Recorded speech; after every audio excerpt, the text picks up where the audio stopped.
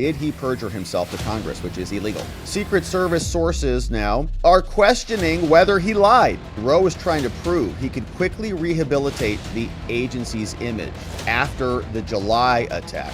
He says, I'm allowed to be there. I was there on 9/11. I actually responded to Ground Zero.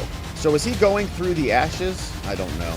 Ronald Rowe testified in front of Congress, and there are questions about whether he lied. Susan Crabtree, the Secret Service whisperer who has insider scoops all the time, is asking the question, did he perjure himself to Congress, which is illegal? She talked to other people from the Secret Service who are rebutting what he claims actually happened. We listened to the screaming match, Ronald Rowe and Texas Representative Pat Fallon screaming at each other.